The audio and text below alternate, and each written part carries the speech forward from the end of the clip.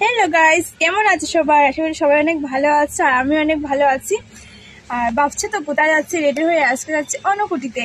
পাশে দেখো আমি আর বর্দি এখানে আছি আর ও গেছে এখানে, মানে পেট্রোল পাম্পে এসেছি আমরা গাড়িতে তেল ভরতে। ভীষণ গরম গাইস, কি বলবো, আর আজকে মেঘলা মেঘলা ওয়েদার। মেঘলা মেঘলা ওয়েদারে ঘুরতে তো ভীষণ ভালো লাগে, তাই দেখো দেখতে পাচ্ছ কেমন মেঘলা করে আছে আকাশটা। চলো গাইস, আজকে সারাদিনের ব্লগে তোমার এখান থেকে আরেকজনকে পিক আপ করে নিলাম। মানে ও দাঁড়িয়েছিল এখানে রাজবাড়িতে, ওই দেখো সামনে বসে আছে, দেখতে পাচ্ছ। ওর নাম হলো সায়ন, ও হচ্ছে বর্দির ছেলে। আর এখন যাচ্ছি মেন টাউনে। এখানে দাঁড়িয়ে আছি, এখানে আরেকজন আসবে আর কি, ওনার নাম নীলিমা দিদি। ওনাকে দেখেই চিনে ফেলবে, তো দেখাচ্ছি একটু পরে। আর এখন ফাইনালি গাইস যাচ্ছি অনুকুটি, আমার তো ভীষণ আনন্দ হচ্ছে।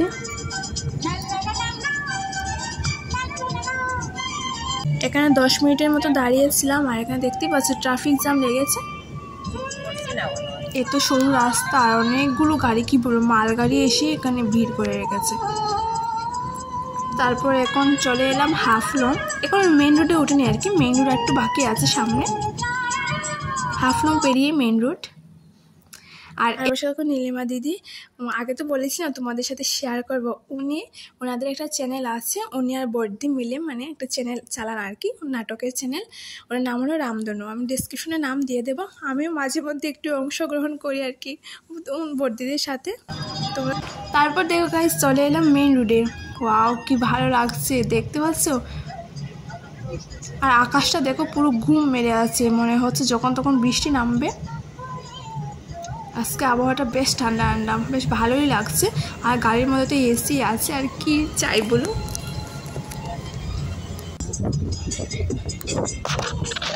প্রায় অনুভূতির কাছাকাছি চলে এসেছি বলতে গেলে, আরও 10-15 মিনিট লাগবে আর কি। আর ভিউটা দেখতে পাচ্ছ, জাস্ট অসম, কি বলবো আমি। কিন্তু নিজের চোখে দেখছি না, তোমরা তো মোবাইলে দেখছি, এতটা বুঝতে পারবে না। আর এই ভিউটা দেখো, 2-4টে পাহাড় আর মিডিলে রাস্তা। ওয়াও, আমার তো মন চায় এখানে থেকেই যায়। এই দৃশ্যটা যদি তোমাদের শেয়ার না করে আর কী করবো বলো। আমিও ফার্স্ট টাইম দেখছি, কারণ আগে এসেছিলাম, আমার রাত্রিবেলার দিকে এসেছিলাম আর কি। রাত্রিবেলাতে এত সুন্দর ভিউ আর দেখা যায় না বলো। তো চলো গাইস, তোমরা আমাদের সাথে ভিউ দেখতে দেখতে এনজয় করো। আশা করছি আজকে ব্লগটা অনেকটাই ভালো লাগবে তোমাদের।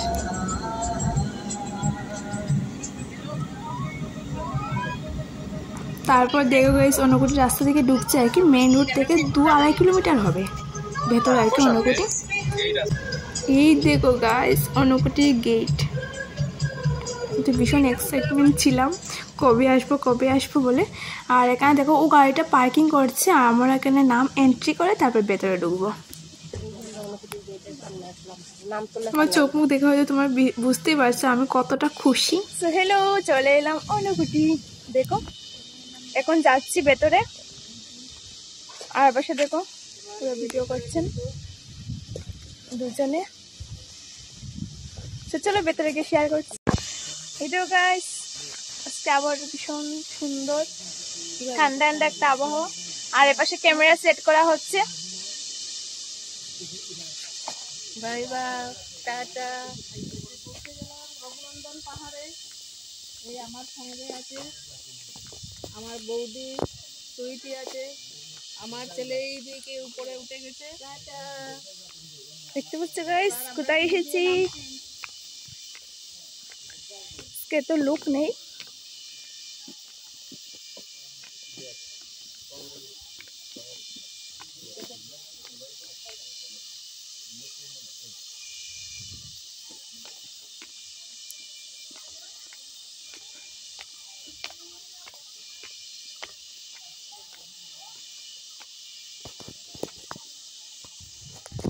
আজকে তো লোক নয়, শুধু স্টুডেন্ট আছে এখানে। কোথায়? এই তো স্টুডেন্ট, এপাশেও স্টুডেন্ট আছে। আজকে তো রবীন্দ্র জয়ন্তী, 25শে বৈশাখ উপলক্ষে ওরা ঘুরতে এসেছে, আমরাও ঘুরতে এসেছি। দেখো গাইস, আর নিচে এখানে পুজো হচ্ছে মনে হয়। চলো নিচে গিয়ে তোমাদের সাথে শেয়ার করছি। কি সুন্দর হাওয়া দিচ্ছে গাইস। আর ও এখনো আসেনি, ও গেল গাড়ি পার্কিং করতে। আর এর পাশে বর্দিরা লাইভ ভিডিও বানাচ্ছিল ওদের চ্যানেলের জন্য। অনেক দিন ধরে আসবো ভাবছি অনুকুটিতে, ফাইনালি আজকে চলে এলাম। ভীষণ আনন্দ হচ্ছে গাইস, আমার কি বলবো তোমাদের। ওয়াও,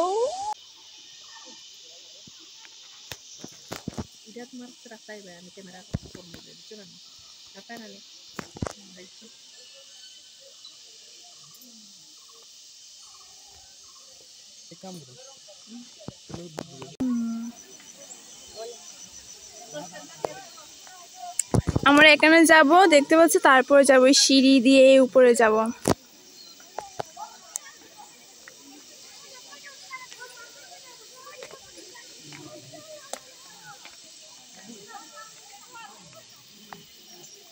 ওই জায়গাতে ছিলাম আগে, এখন এখানে এসেছি, তারপর আরো উপরে যাব গাইস।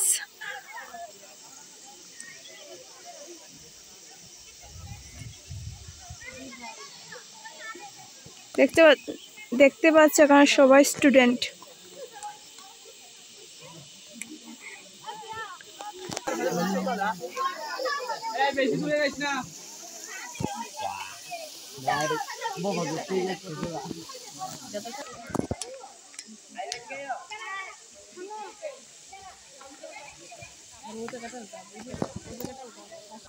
অনেকটা নিচে চলে এসেছি, আর এখন আবার উপরে উঠতে হবে আর কি। আর এখানে তোমরা কি একটা কথা জানো, এই অনুকুটি পাহাড়ের পূর্ব নাম কি ছিল? বলো সবাই কমেন্ট করো তো। অনুকুটি পাহাড়ের পূর্ব নাম ছিল রঘুনন্দন পাহাড়। অনেকে হয়তো জানো, তারপরে বললাম আর কি। আর এখানে দেখো সবাই স্টুডেন্ট, আর এখানে স্টুডেন্টের গার্জেনও আছে। আর ওই পাশে দেখো বড় ভিডিও করছে, ও আর আসলো না আর কি। এই যে বিশাল প্রস্তর খণ্ডিত এই দেবাদিদেব মহাদেবের মূর্তির পাশেই আছে আরো অনেকগুলা মূর্তি। সেই মূর্তিগুলা হচ্ছে দুর্গা, কার্তিক, নন্দী, এই সব মূর্তিগুলা এখানে আছে। এই যে, এবং এর পাশেই আছে একটা ঝর্ণা, ঝর্ণা থেকে জল পড়ছে। এই ঝর্ণাতে লোক হাত পা ধুচ্ছে। এই যে এবার আমরা উপরের দিকে চলে যাব, এই উপরের অংশটা আমরা দেখাবো এবার। সিঁড়ি দিয়ে, এই যে সিঁড়ি, এই লম্বা সিঁড়ি দিয়ে অনেক উপরে উঠে গেছে। এই যে এখন তিনজনে মিলে যাচ্ছি ভেতরে, মানে ভেতরে গিয়ে অনেকটা ভেতরে গিয়ে একটা শিব মন্দির আছে, অনেক আগে গিয়েছিলাম আর কি। আর ভাবছি যাবো কিনা, দেখো তিনজনে মিলিয়ে এখানে আলোচনা করছে আর কি, ভেতরে যাবো কিনা, যাওয়া ঠিক হবে কিনা, কারণ এত গভীর জঙ্গল, সাহস হচ্ছে না আমাদের। প্রায় অনেকটা ভেতরে চলে আসলাম। আর ওই পাশে দেখতে সায়ন যাচ্ছে আগে আগে, মানে অনেক ভয়ও লাগছে। তো সে পাশে একটা মন্দির আছে, এখান থেকে দর্শন করে এলাম। আর এখানে কত বড় বট গাছ দেখতে পাচ্ছ গাইস। তোমরা হয়তো ভাবছো কারণ নির্জন লোক নেই, কিন্তু ভেতরে জানো লোক আছে ঠিকই। এখানে একটা মন্দির আছে, তারপরে আরেকটা মন্দির আছে, ওখানে লোক আছে, আর এদিক দিয়েও যাওয়া যায়। অনেকটা সাহস করে ভেতরে গিয়ে ভোলানাথের দর্শন করে এলাম। মানে ভেতরে একটা শিব মন্দির আছে আর কি, শিবলিঙ্গ। সেখানে গিয়ে তোমাদের সাথে ভিডিও করা হয়নি, কারণ এখানে লোক ছিল, অনেক লোক ছিল। রঘুনন্দন পাহাড়ের অনেক উপরে আমরা বসে আছি, আর অনেকক্ষণ ছিলাম এখানে, অনেকক্ষণ থেকে এখানে অনেক রিলস বানিয়েছি। আর এপাশে দেখো ভিডিও করা চলছে।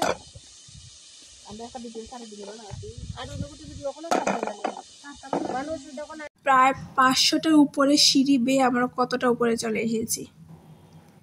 ওই দেখতে পাচ্ছ, মানে রাস্তা সিঁড়িগুলো ওদিক দিয়ে উঠে আর কি উপরে, মানে উপরে যাওয়া যায়, মানে গাড়ি টাড়ি পার্কিং করা আছে, ওখানে যাওয়া যায়। আর আমরা অনেকটা উপরে আছি। আমার তো ভীষণ আনন্দ লাগছে, আর ঠান্ডা ঠান্ডা আবহাওয়া। রুদ্র নেই, রুদ্র দেখলে আমাদের আজকে অবস্থা কী হতো তোমরা বলো।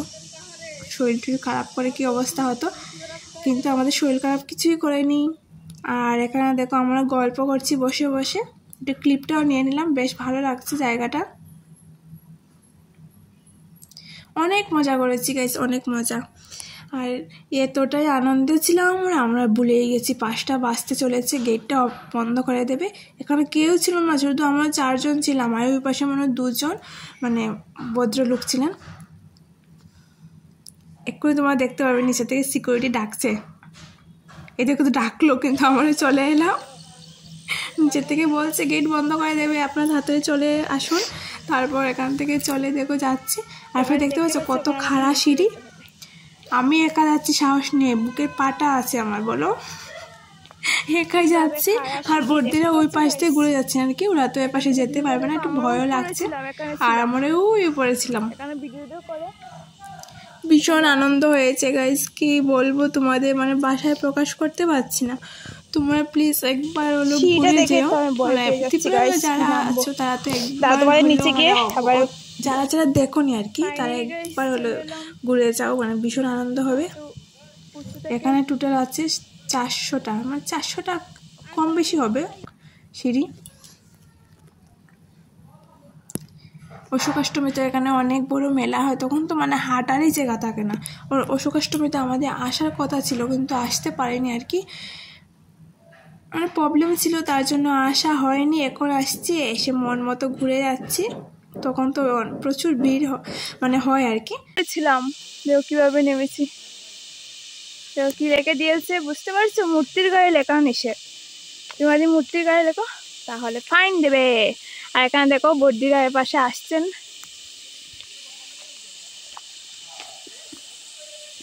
এখন আমার বেরিয়ে পড়বো, ওখানে একটু পরে বন্ধ হয়ে যাবে।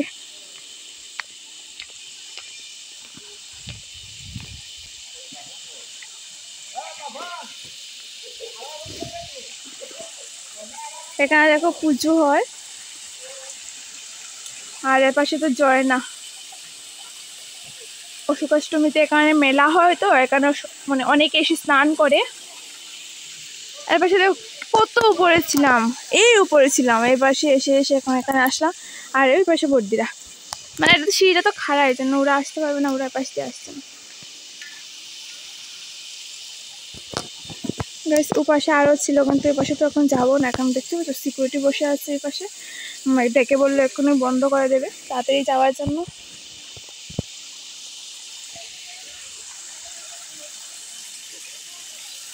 ভাবছি এখানে যাওয়ার সময় জল নিয়ে যাব, দেখি কিছু তো আনিনি, মানে এখানে কিছু আনতে দেয় না, ব্যাগটায় কিছু আনতে দেয় না, ওরা গেটের সামনেই রেখে দেয়।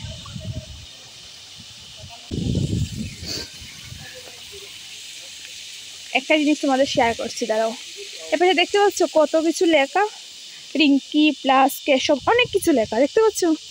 আর এপাশে লেখে দিয়েছে পাথরের গায়ে লেখা নিষেধ, কি আর বলবো।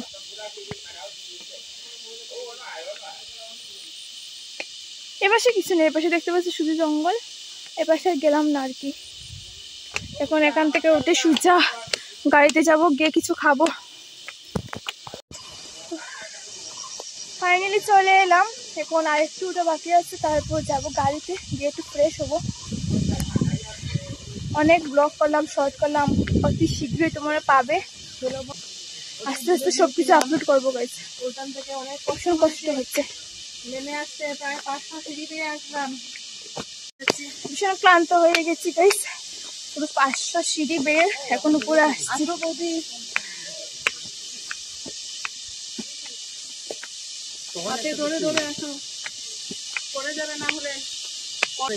হাঁপাতে হাঁপাতে চলে এলাম উপরে। আর আজকে মেঘলা ভাব, তাতেই কত ঘামছি দেখো। যদি রুদ্র থাকতো কি অবস্থা হতো আমার, তাই ভাবছি। দেখো কত উঁচু রঘুনন্দন পাহাড় দেখতে পাচ্ছ। এখানে এক কম কুটি, তার জন্য অনুকুটি।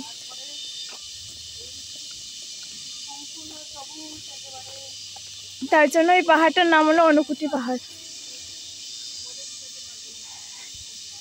আমরা চলে যাচ্ছি টাটা বাই বাই বলে, অন্য একদিন আসবো, আর কবে আসবো ঠিক নেই। চলো এখন বাড়িতে যাই গাইস। এখানে পানীয় জলের সুবিধা আছে এখানে, উপরে আছে আরো দেখার মতো। আমাদের আর শরীরে এনার্জি কুলালো না গাইস, এখন যাচ্ছি। ভীষণ ক্লান্ত হয়ে গেছি গাইস, তো চলো টাটা বাই বাই বলে এখন যাচ্ছি। কবে আসবো আর ঠিক নেই। এবার সে দেখো গাইস আমাদের গাড়ি, এখন গাড়িতে উঠবো। আর তোমরা অনুকুটি ঠিক ঢুকার আগে এখানে অনেকগুলো দোকান পেয়ে যাবে, তোমরা যদি কিছু খেতে পারো এখান থেকে খেতে পারো, খেতে চাও আর কি। এখন আমরা গাড়িতে উঠে পড়ছি, ভাই বলে চলে যাচ্ছি আমরা।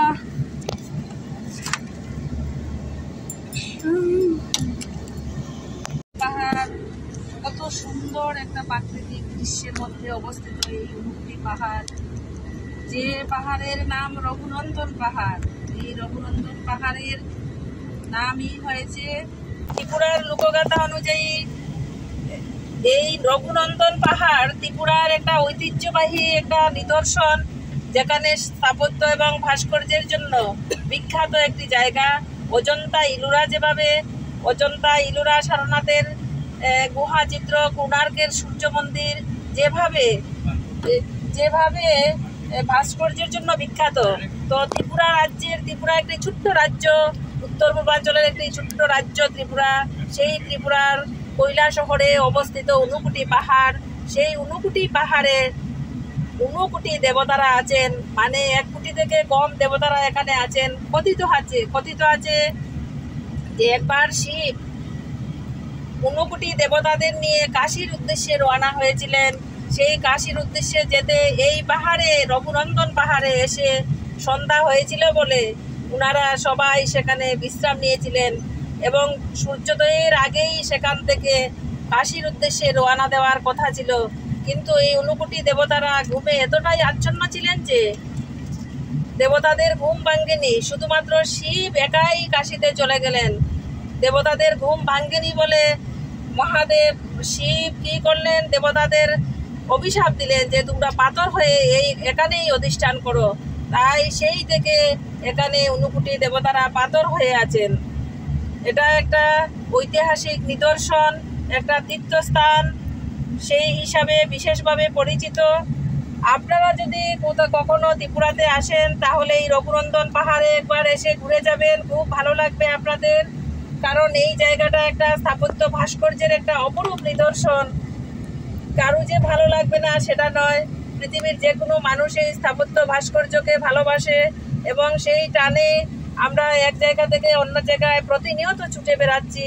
প্রতিনিয়ত আমরা সেই হৃদয়ের টানে, পাহাড়ের টানে, দূর থেকে দূরান্তে আমরা ছুটে বেড়াই। তো সবাইকে একটাই অনুরোধ, একবার এসে দেখে যাবেন, আপনাদের সবার ভালো লাগবে। সকলের প্রতি শুভকামনা, সকলকে ধন্যবাদ জানাই।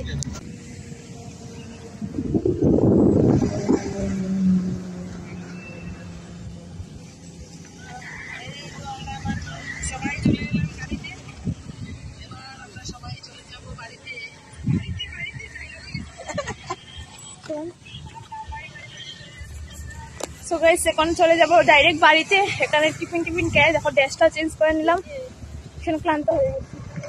আর শাড়ি পরে তো আমার তো অভ্যাস নেই না, তার জন্য চলো এখন গাড়িতে উঠবো। কি সুন্দর ভিউটা দেখতে পাচ্ছ, পাহাড়।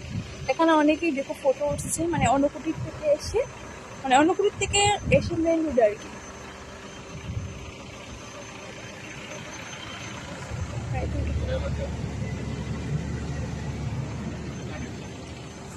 ডাইরেক্ট আর বাড়িতে গিয়ে কথা বলবো গাইস, কারণ বুঝতেই তো এখন দেখো সন্ধ্যা হয়ে গেছে, প্রায় অন্ধকার হবে। এখন 5টা বাজে, অনেকক্ষণ ছিলাম এখানে। চলো এখন চলে যাবো বাড়িতে।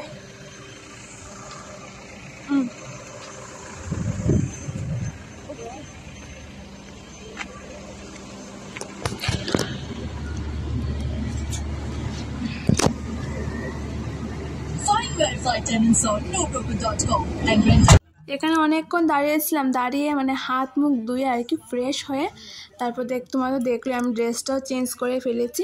সবাই ড্রেস এনেছিলেন, ওরা চেঞ্জ করেননি আর কি, শুধু আমিই করেছি। তারপর এখানে আমরা টিফিনও খেয়েছি, বর্দি বাড়ি থেকে রুটি সবজি আর চা এনেছিলেন। খেয়ে দেখুন বাড়ির উদ্দেশ্যে করে রওনা দিচ্ছি। আজকে ভীষণ মজা হয়েছে, কি বলবো গাইস, সারাটা দিন মেঘলা। বাবা আমরা তো ভেবেছি যে বৃষ্টি আসবে, কিন্তু বৃষ্টি আসেনি। অনেক মজা হয়েছে। আর আজকে ব্লগ যদি তোমাদের ভালো লাগে তাকে লাইক কমেন্ট শেয়ার সাবস্ক্রাইব করতে ভুলো না। জানি না বাড়িতে গিয়ে আর এন্ড করতে পারবো কি না, তাই এখনই এন্ড করে দিচ্ছি ব্লগটা। আজকে ব্লগ যদি তোমাদের ভালো লাগে তাকে প্লিজ সাবস্ক্রাইব করো আর তোমরা বেশি বেশি করে সাপোর্ট করো। তোমাদের সাপোর্ট না করো তাহলে আমি তো এগোতে পারবো না। টাটা।